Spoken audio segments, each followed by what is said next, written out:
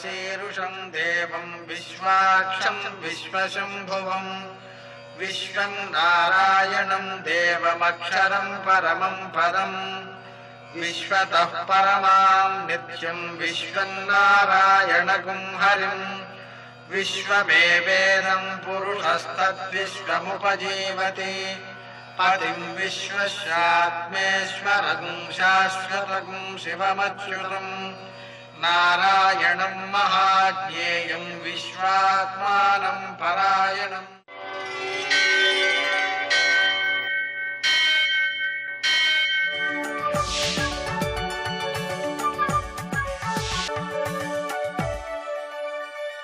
सूर्यशौर्यमथेन्दुरिन्द्रपदवी सन्मङ्गलं मङ्गलम्। यः कर्ता जगतां भर्ता संहर्ता महसां निधिः प्रणमामि तमादित्यं बहिरन्तस्तमोपहं। నేటి కాలమాన విశేషాలను గమనిద్దాం. స్వస్తి శ్రీ చాంద్రమాన విజయనామ సంవత్సరం దక్షిణాయనం, కొన్ని పంచాంగాల్లో ఉత్తరాయణం, గ్రీష్మ ఋతువు ఆషాఢమాసం, శుక్లపక్షం ఆదివారం. సూర్యోదయం 5:53, సూర్యాస్తమయం 6:50. తిథి షష్ఠి రాత్రి 9:15 వరకు, నక్షత్రం ఉత్తర రాత్రి 8:39 వరకు, వర్జం తెల్లవారుజామున 5:14 ప్రారంభం, దుర్ముహూర్తం సాయంకాలం 5:06 నుంచి 5:58 వరకు, అమృతకాలం మధ్యాహ్నం 1:07 నుంచి 2:48 వరకు, రాహుకాలం ఆదివారం కాబట్టి సాయంకాలం 4:30 నుంచి 6 గంటల వరకు. నేటి విశేషం భానుషష్ఠి, అంటే షష్ఠి ఆదివారం అన్నమాట. అలాగే కుమార షష్ఠి, అలాగే ప్రదోషం కూడా ఉంది. అంటే ఉదయకాలం కుమార షష్ఠి కాబట్టి సుబ్రహ్మణ్య స్వామిని ఆరాధన చేసుకోవాలి. సాయంకాలం ప్రదోషం కాబట్టి ఆయన తండ్రి గారైనటువంటి శంకరుణ్ణి సపరివారంగా పూజించుకోవాలి ఆ ప్రదోష సమయంలో. ఇక భానుషష్ఠి కాబట్టి సూర్యుడిని ఆరాధించాలి. ఈ భానుషష్ఠి పూజ వల్ల శారీరక మానసిక ఆరోగ్యాలు మెరుగవుతూ ఉంటాయి. ఆ విధమైన దైవారాధనకు పూర్తిగా వినియోగించుకోదగిన ప్రత్యేకమైన రోజు నేటి ఆణిముత్యాలు.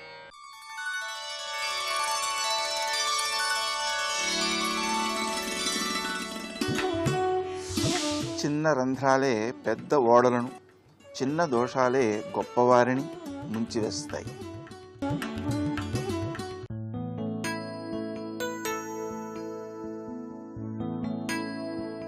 ప్రస్తుత పరిస్థితుల్లో సునామీ కంటే ఉధృతంగా మానవాళిని ముంచివేస్తున్న ఉప్పెన అజ్ఞానం. దాన్ని ఎదుర్కొనే రక్షణ కవచాలే జ్ఞానం, ధ్యానం.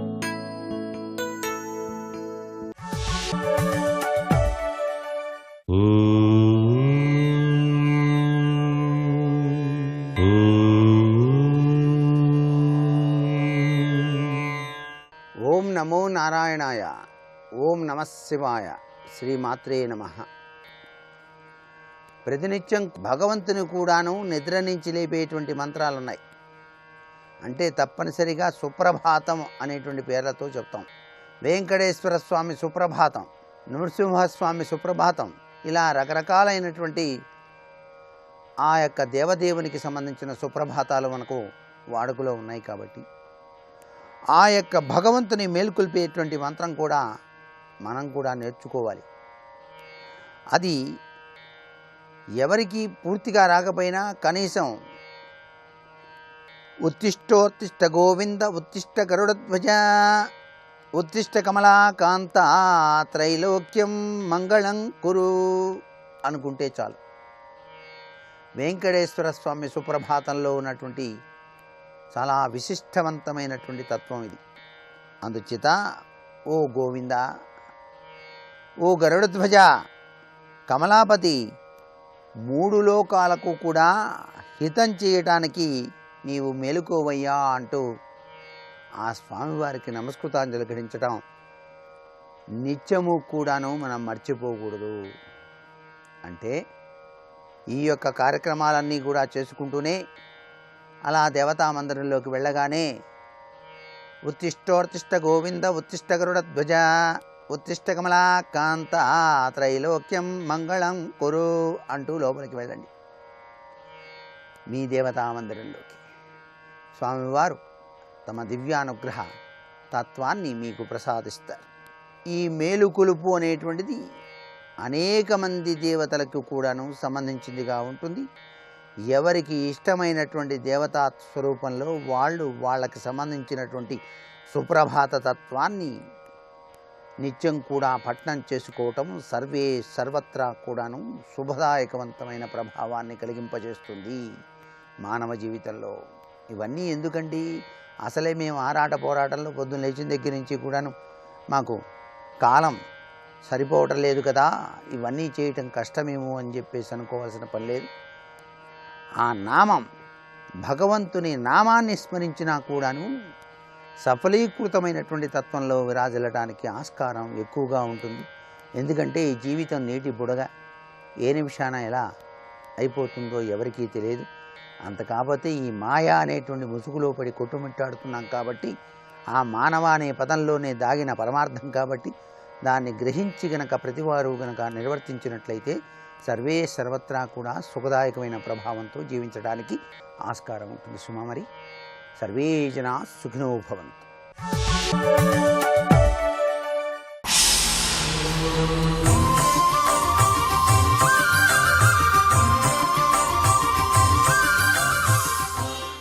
శతక సాహితీ సరస్వతికి నమస్కారం. ఈ రోజు నుండి కవి సమ్రాట్ విశ్వనాథ సత్యనారాయణ గారు రాసిన మున్నంగి వేణుగోపాల శతకంలోని కొన్ని పద్యాలను గురించి తెలుసుకుందాం. ఈ మున్నంగి గ్రామం గుంటూరు జిల్లాలో కృష్ణా తీరానికి దగ్గరగా ఉంటుంది. ఈ మున్నంగి వేణుగోపాల స్వామిని సందర్శించి విశ్వనాథ సత్యనారాయణ గారు మధ్యాక్కర ఛందస్సులో ఒక శతకం వేణుగోపాల అనే మకుటంతో రాశారు. చాలా పరమాద్భుతమైనటువంటి భావములతో, భక్తి జ్ఞాన వైరాగ్యములతో, చక్కని తెలుగు పలుకుబడులతో ఈ శతకాన్ని మనకు అందించారు. అరయంగ నా గుండెయందు నేనెంత ఆర్తి కుందెదను, పరగంగనంత నాలోన నీవు రూపంబు గట్టెదవు, శరణాగతత్రాణుడంచు లోకరక్షాశీలుడంచు బిరుదు మాటలకేమిలిమ్ము మున్నంగి వేణుగోపాల. ఓ వేణుగోపాల స్వామి, అరయంగ నా గుండెయందు నేనెంత ఆర్తి కుందెదను. బాగా విచారించినట్లయితే ఈ విచారం బాధతో చేసే విచారం కాదు, వేదాంత విచారం. బాగా ఆలోచించి చూసినట్లయితే నా గుండెయందు నేనెంత ఆర్తిన్ కుందెదను, నేను ఎంత ఆర్తితో నీ కోసం సతమతమవుతానో, పరగంగ అంత నాలోన నీవు రూపంబు కట్టెదవు, నాలో నీవు ఒక రూపముగా నిశ్చలముగా ఉండాలంటే నేను ఎంతగా ఆర్తి చెందుతానో నా గుండెలో అంతగా నీవు రూపం కడతావయ్యా. ఒక ఇంద్రధనుస్సు సుస్పష్టంగా దట్టంగా ఏర్పడాలంటే ఎండ ఉండాలి, అలాగే చినుకులు పడుతూ ఉండాలి. ఎండ దట్టంగా లేకపోయినా చినుకులు పడకపోయినా కూడా ఇంద్రధనుస్సు సరిగ్గా ఏర్పడదు, మసకగా ఉంటుంది.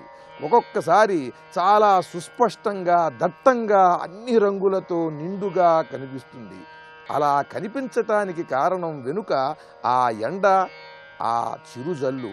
అలా నేను నీ గురించి తపించి ఎంతగా నా హృదయంలో సతమతమవుతానో నీ గురించి అంతగా నీ రూపం ఏర్పడుతుందయ్యా నా హృదయంలో. శరణాగతత్రాణుడంచు లోకరక్షాశీలుడంచు బిరుదు మాటలకేమిలెమ్ము. శరణాగతత్రాణుడు, శరణు వెడితే చాలు వచ్చి ఆదుకుంటాడు. లోకరక్షాశీలుడు, ఈ లోకంలో ఉన్నటువంటి వారిని అందరినీ ఉద్ధరించటమే ఈయన చేసేటువంటి కార్యం అని చెప్పటం ఇదంతా కూడా మామూలు మాటలయ్యా ఇవి. ఈ మాటలకే ఉందిలే, ఈ బిరుదులు ఈ ప్రశంసలు ఇవి ఎప్పుడూ ఉంటాయి. ఇవన్నీ పక్కన పెట్టేసినట్టయితే నువ్వు నిజంగా వచ్చి నన్ను ఆదుకోవాలంటే నేను చేయవలసిన పని ఏమిటంటే అరయంగా నా గుండెయందు నేనెంత ఆర్తి కుందెదను, ఎంత ఆర్తితో భక్తితో నీ గురించి తపిస్తే అంతగా నీ రూపం నాలో పాదుకుంటుంది, ఆ రూపం ఏర్పడుతుంది అంటూ ఆర్తితో భక్తితో ఆ స్వామిని గనక మనం ప్రార్థించినట్లయితే వచ్చి మన హృదయంలో ఉంటాడు అని మనందరికీ సూచిస్తూ చక్కని తెలుగు పలుకుబడులతో కవితాభరితంగా వేదాంత భావములతో ఆత్మార్పణతో అద్భుతమైన పద్యరచన చేసి గొప్ప శతకాన్ని మనకు అందించిన కవి సమ్రాట్ విశ్వనాథ సత్యనారాయణ గారి వేణుగోపాల శతకంలోని మరి ఒక పద్యం గురించి రేపు ఉదయం తెలుసుకుందాం. కృష్ణం వందే జగద్గురుం. అదివో అల్లదివో శ్రీహరివాసము, 10,000 శేషుల పడగలమయము.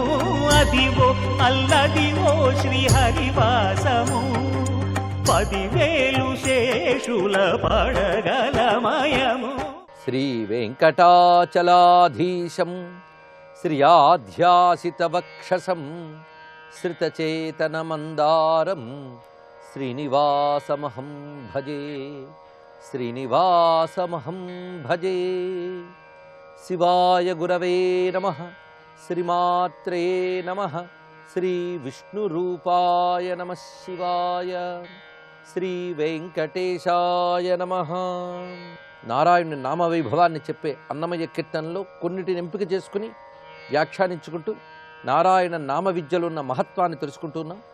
నారాయణ నీ నామమే గతి ఇక కోరికలు నాకు కొనసాగుటకు అనే పల్లవితో ప్రారంభమయ్యే సంకీర్తనలో మొదటి చరణం పై పై ముందట భవజలధి, దాపు వెనక చింతా జలధి, చాపలము నడుమ సంసార జలధి, తేప ఏది ఇవి తెగనీదుటకు.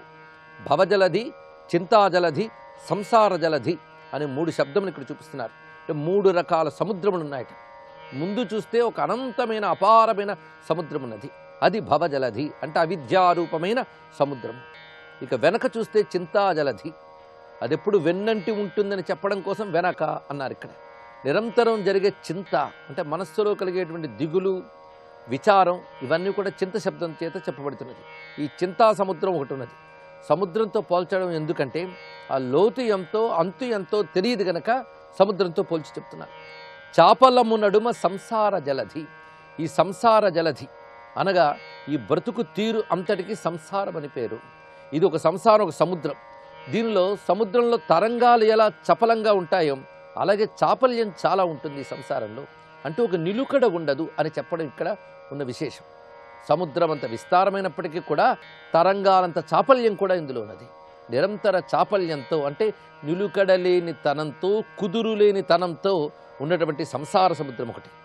ఇలాంటి మహాసముద్రాలు 3 ఉన్నటువంటి నేను అంటే సంసార జలధి మధ్యలో ఉన్నది, ముందు భవజలధి ఉన్నది, వెనక చింతా జలధి ఉన్నది.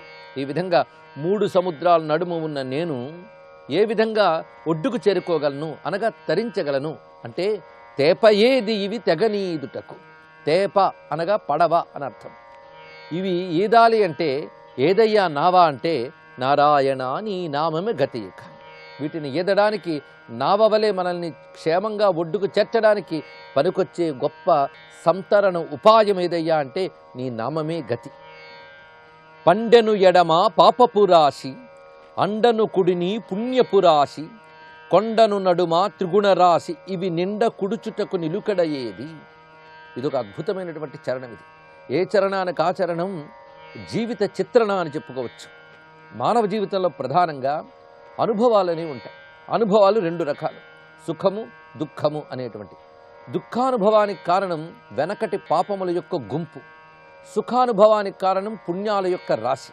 ఇలాగా పండెను ఎడమ పాపపు రాశి, ఎడం వైపు పాపము కుడివైపు పుణ్యము అని చెప్తున్నారు ఇక్కడ. ఈ చెప్పడంలో కూడా శాస్త్రీయమైనటువంటి నిర్వచనములు ఉన్నాయి. ఇక్కడ కేవలం భావుకత తాత్వికత ఎంత ఉన్నదో ఒక శాస్త్రీయమైన పద్ధతి అన్నమయ్య కీర్తనలో కనబడుతున్నది.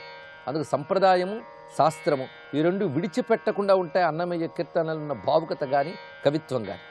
ఎడమ పాపపు రాశి, అసలు జీవుల్లో పాపం ఎడం వైపు పుణ్యం కుడివైపు ఉంటుందిట. అదొక విశేషమైన అంశం. అందుకే పాప పురుషుణ్ణి ఆ ఎడమ నాసికారంధ్రం నుంచి తీసుకువచ్చి బయట విడిచిపెట్టే పద్ధతి ఒకటి తీర్థవిధుల్లో చూపిస్తూ ఉంటారు.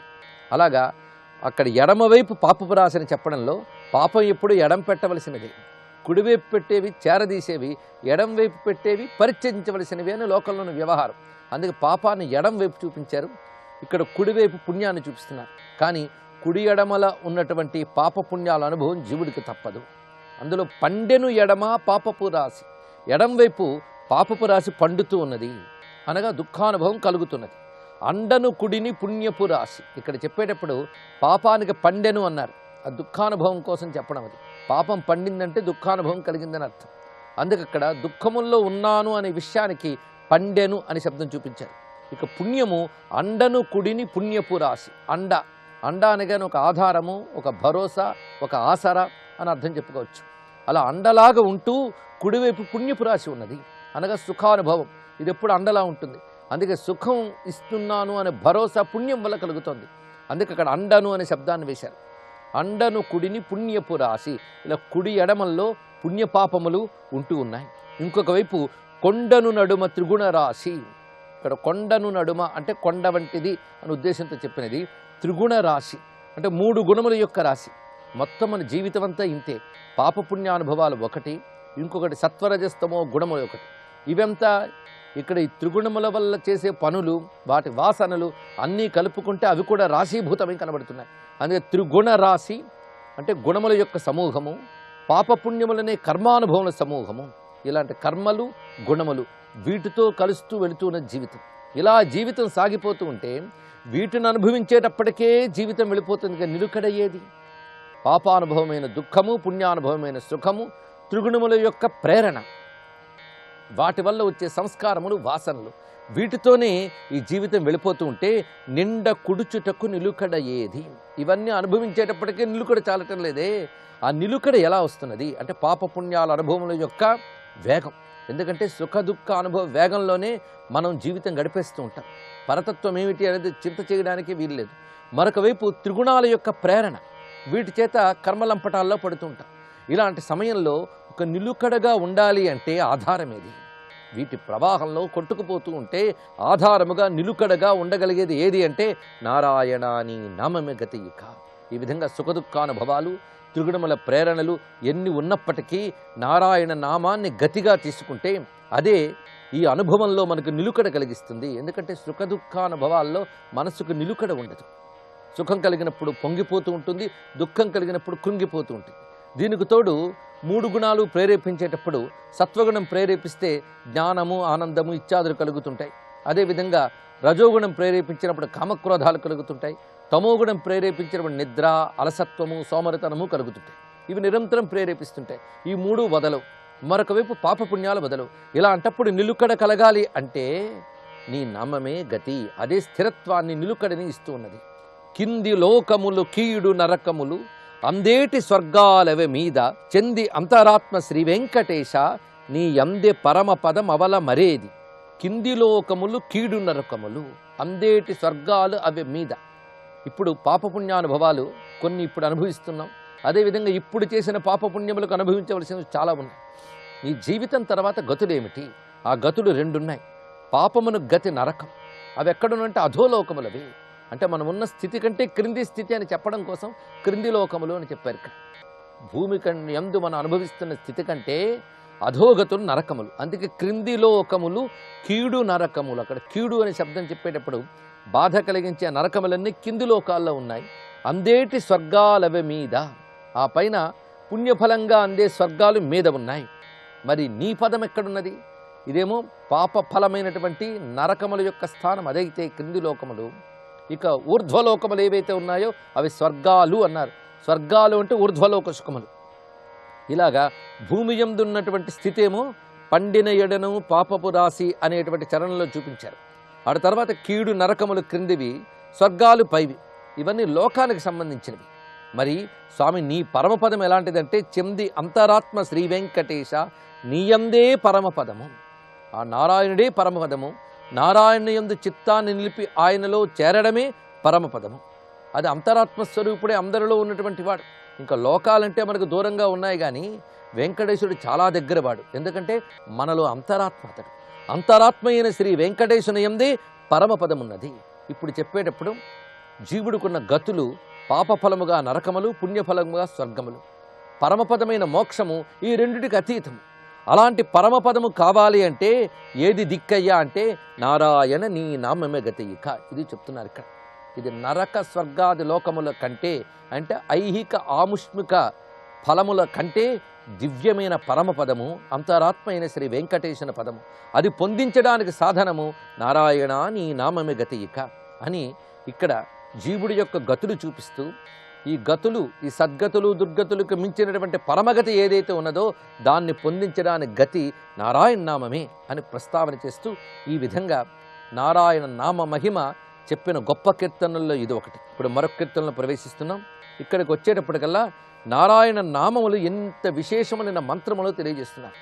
ఇన్ని విధములుగా నామ సంకీర్తనల గురించి ఆయన ఎన్నో కీర్తనలు రచించినా మనం కొన్ని మాత్రమే చెప్పుకుంటున్నాం. ఇవి కొన్నే ఎన్నో అనిపించవచ్చు గాక, కానీ నారాయణ నామాన్ని ఎన్ని రకాలుగా వివరిస్తున్నాడు అన్నమయ్య.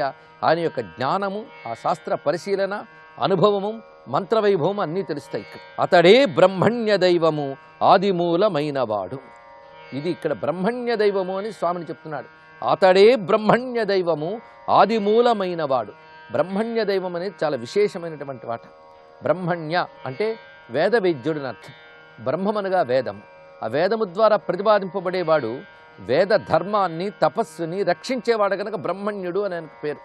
అందుకు వేద ప్రతిపాద్యుడై వేద రక్షకుడైన దైవము ఇతడే, ఆది మూలమైనవాడు.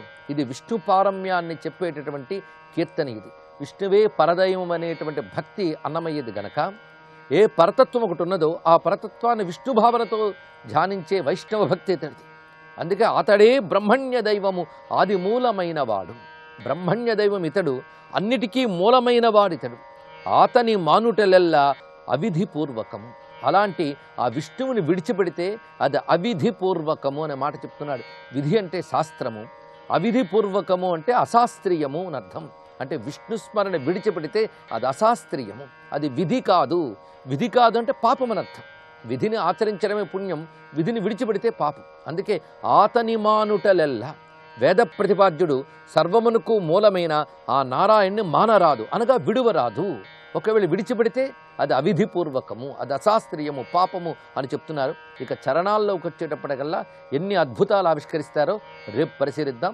సర్వం శ్రీనివాసార్పణమస్తు. ఓం ఆంజనేయాయ నమః. ఓం ఆంజనేయాయ నమః. ఓం నమో హనుమతే నమః. దాతా దాపయితా చైవ లోకానాం రక్షకస్తథా ప్రేరకశ్చానుమోదశ్చ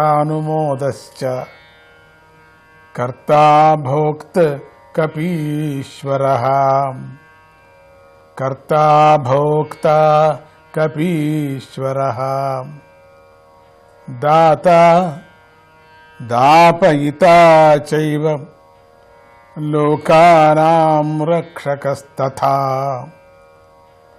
ప్రేరకశ్చానుమోదశ్చ కర్తా భోక్తా కపీశ్వరః.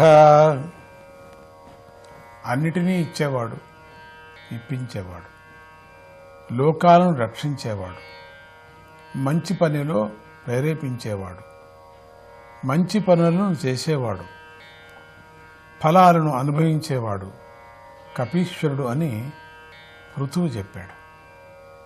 ఇది సాధకుల సాధనకు బాగా ఉపకరించే శ్లోకం కదా. పనిని చేసేవాడికి, చేయించేవాడికి, చేయమని ప్రేరేపించేవాడికి, ఆ పనిని చూసి ఆనందించేవాడికి ఈ నాలుగురికి కూడా మంచి చెడు ఫలాలలో సమభాగం అందరికీ ఉంటుంది కదా. యజమాని కింద ఉండేవారికి మరి యజ్ఞ ఫలానికి అన్నీ కూడా అందరికీ ఫలమంతా కూడా సమంగా ఉంటుంది. జాగ్రత్తగా ఉండాల. పనిని చేసేవాడికి, పని చేయించేవాడికి, చేయమని ప్రేరేపించేవాడికి, ఆ పనిని చూసి ఆనందించేవాడికి, నలుగురికి కూడా మంచి చెడు ఫలాలు ఉన్నాయని చెప్పుకున్నాం కదా. భక్తి తారస్థాయికి చేరిన వారికి అన్నీ భగవంతుడే. ఆ భావాన్నే ఈ శ్లోకంలో చెబుతున్నారు. హనుమంతుడు కోరినవన్నీ ఇవ్వటమే కాకుండా ఆత్మతత్వాన్ని తెలుసుకోవాలనే శ్రద్ధను కూడా కలిగిస్తాడు. కోరినవన్నీ ఏదో అట్లనే ఎప్పుడు కోరుకోండి నేను ఇస్తానని చెప్పలే, అట్లనే ఆత్మతత్వ ప్రేరేపణ కూడా చేశాడు. వాళ్ళకి అది కోరేటట్టుకు కూడా చేశారు. చాలామంది నాస్తికులు భగవంతుణ్ణి ప్రార్థిస్తే ఆయన దిగొచ్చి కట్టాలు పోగొడతాడా అంటూ ఉంటారు. అప్పుడప్పుడు హాస్యం చేస్తూ ఉంటారు. ఏమి ఎప్పుడు దేవుడిని ప్రార్థన చేసుకుంటున్నావు, దేవుడేం దిగొచ్చి నీకు సాయం చేస్తాడు అంట. ఆయన దిగి రావలసిన పని లేదు. ఆయన దాపయిత అంటే ఎవరో ఒకరి ద్వారా భక్తుల బాధలను పోగొడతాడు, సమస్త లోకాలను రక్షిస్తాడు. కొంతమందికి ఎవరో ముఖాంతరంగా చెప్పించడం, జ్ఞానాన్ని బోధించడం ఎట్లా జరుగుతుందో అట్లనే పరమాత్ముడు కూడా తానే స్వయంగా రాడు, ఎవరికో ప్రేరేపణ ఇస్తాడు. మనం దానికి ఉదాహరణ ఎన్నో కథలు చెప్పుకున్నాం కదా. మనం మంచి పనులను చేయాలనేటువంటి బుద్ధి పుట్టడం చాలా కష్టం. ఆ బుద్ధిని ఆయన కలిగిస్తాడు. అందరికీ మంచి పని చేయాలనేటువంటిది రానే రాదు. అటువంటి మంచి పనిని ప్రేరేపణ చేస్తున్నాడు కూడా. ఎవరైనా మంచి పనులు చేస్తుంటే వాటిని చూసి సంపూర్ణంగా ఆనందిస్తాడు. చేసేది చేయించేది అంతా ఆ హనుమంతుడే అనేటువంటి భావనను పెంచుకోవటమే నిజమైనటువంటి భక్తి. ఇది నేనేం చేస్తున్నానో ఇదంతాను తానే మంచి పనులను, చెడు పనులు కాదు. చెడు పనులు అప్పుడప్పుడు కొంతమంది వితండబాతులు అంటూ ఉంటారు. ఏమని, నువ్వే కదా ప్రేరేపించేది, చెడు పనులు కూడా నువ్వే చేయమంటున్నావు అనే విధంగా అంటారు. చెడు పనులు కూడా చేయమనటానికి, నేను నాశనం చేయటానికి. రాక్షసులకి ప్రేరేపించారు అని చెప్తున్నాం, ఒప్పుకున్నా. అది చేయమన్నారా? లేదే, అది మంచి చెడ్డది అని తెలుస్తుంది కదా. చెడ్డ పనులు అని తెలిసిన తర్వాత కూడా నువ్వు చేస్తే రాక్షసుడు రాక్షసత్వాన్ని పొందినట్టు. రాక్షసత్వానికి ఫలితం ఏంటి? సంహారం. అంటే నీకు బుద్ధి నేర్పించారు. అట్లనే మంచి ప్రేరేపణ చేస్తే, చాలామంది రాక్షసులకు మంచి ప్రేరేపణ చేశాడు కదా. వాళ్ళందరూ సాధువులైనారు కదా, వాళ్ళందరూ యోగులైనారు కదా. ఎంతోమంది రాక్షసులు, ప్రహ్లాదుడు మనకు సాక్షి కదా. పరమాత్ముని యొక్క స్మరణ చేస్తూ ప్రహ్లాదుడు ఎంత పెద్ద సాధువు అనిపించుకున్నాడు. అట్లనే కదా రాక్షసులకు మంచిది ప్రేరేపించాడు. వాళ్ళు దాన్ని వదిలేసి చెడ్డది ప్రేరేపించాడు అంటున్నాం కదా. అవును, నిజమే, ఒప్పుకున్నాను. కానీ ఆ చెడ్డది చేయమని చెప్పలేదు, మనం సొంతంగా చేస్తున్నాం కర్మ ప్రకారంగా. అందుకని నీకు శిక్ష. అద్వైతంలో నాహం భోక్త, నేను ఫలాలను అనుభవించేవాడిని కాదు అనే జ్ఞానం చాలా గొప్పదని చెప్తారు. కర్మ చేసేవాడిని అంతే, ఆ కర్మకు ఫలాలు పరమాత్ముడే అనుభవిస్తున్నాడు. ఉత్తమమైనటువంటి మంచి కర్మ ఆ పరమాత్ముడే అనుభవిస్తున్నాడు. ఇక చెడ్డ కర్మ, చెడ్డ ప్రేరేపణ చేసేటువంటి ఎవరు చేస్తున్నారో పరమాత్ముని దూషించటం వాళ్ళు. ఏది నువ్వే చెప్తున్నావని. అవును, అప్పుడు పరమాత్ముడే వాళ్ళను శిక్షిస్తాడు. అని ఆయన ఇష్టం కదా. నువ్వే అన్నావు కదా చెడ్డది ప్రేరేపించావని. అందుకని ప్రేరేపించాడు, నిన్ను నాశనం చేశాడు. ఓం నమో హనుమతే నమః.